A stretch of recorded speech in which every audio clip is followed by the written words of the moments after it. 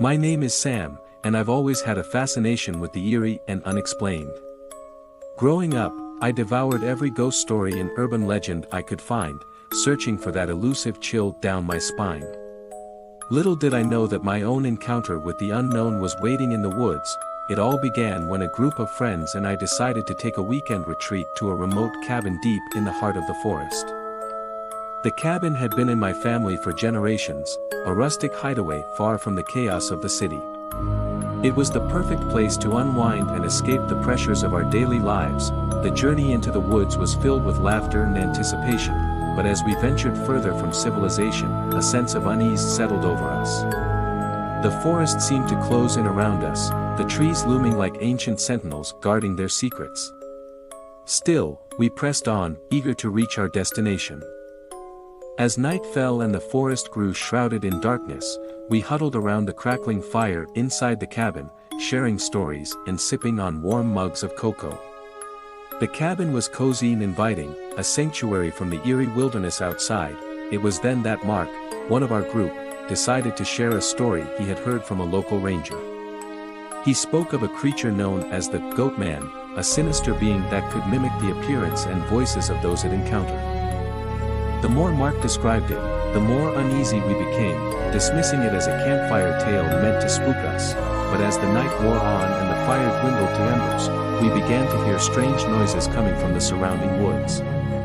It started with faint rustling and distant whispers, easily dismissed as the wind playing tricks on our ears. However, the sounds grew more unsettling, and soon, we were convinced that something was lurking just beyond the cabin's walls. It sounded like whispers in our own voices, familiar yet uncanny. As fear gripped us, we huddled closer together, the unease palpable. We knew we had to confront whatever was out there, but the darkness outside seemed impenetrable, and the forest held its secrets close. The night grew darker, and the forest seemed to hold its breath, as if anticipating some unseen event. We strained our ears, listening for any sign of the intruder, but the only sound was the rhythmic thud of our own hearts. Then, from the shadows, came a voice. It was Mark's voice, calling out to us from the depths of the forest. We froze, our eyes wide with disbelief. Mark sat among us, his face drained of color, his voice trembling. It was an uncanny mimicry, an exact replica of our friend's voice, but there was an unnatural quality to it, a hollowness that sent shivers down our spines. In that moment, we knew that something was horribly wrong. The GOATMAN, as Mark had described, was real. It lurked just beyond the cabin's walls, taunting us with its sinister mimicry. As the night wore on, the mimicry continued, each of us hearing our own voices echo back to us from the forest. It was a macabre symphony of imitation, a chilling reminder that we were not alone. We debated whether to stay and face the creature or to make a run for it, but the darkness outside seemed impenetrable, and the forest had become a labyrinth of shadows and secrets. We were trapped, held captive by the GOATMAN's uncanny abilities. As dawn approached, the forest fell silent, the mimicry ceasing as abruptly as it had begun. We were left in a state of tense anticipation, each of us dreading the return of those haunting echoes. With the first light of morning, we mustered our courage and ventured outside, determined to confront the GOATMAN and reclaim our sense of security. But the forest revealed nothing, its secrets buried beneath a blanket of morning mist. As the day wore on, we searched every inch of the woods, hoping for some sign of the elusive creature. But it was as if the GOATMAN had vanished, leaving behind only the echoes of its mimicry.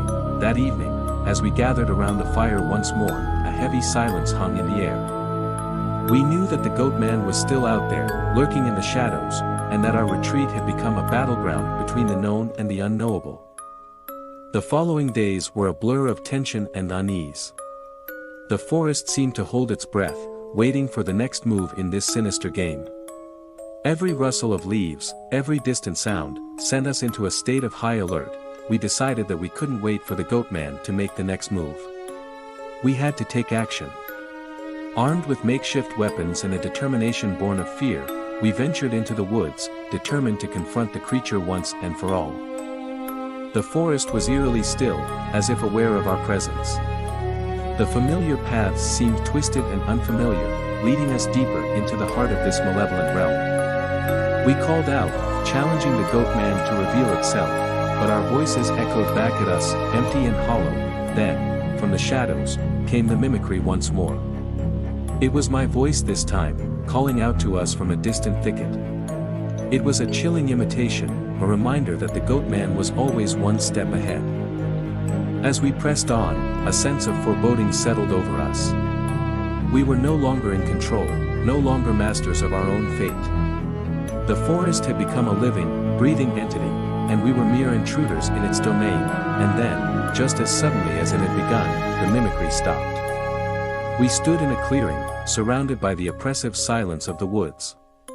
It was as if the Goatman had grown tired of its game, retreating back into the shadows. We returned to the cabin, defeated and shaken. Our retreat had become a nightmare, a battle of wills against a malevolent force that defied explanation. We knew then that we could not stay, that the forest held too many secrets, too many dangers. As we packed our belongings, a heavy sense of foreboding settled over us. We knew that the Goatman would forever haunt our memories, a specter of the unknown that would forever alter our perception of the world. With one last glance back at the cabin, we turned and left, the weight of our unsettling encounter pressing on us. The forest seemed to watch us go, its secrets buried beneath a veil of shadow and leaves, and so, we emerged from the woods, forever changed by our encounter with the Goatman. The legend had become a part of us, a story etched into the tapestry of our own existence.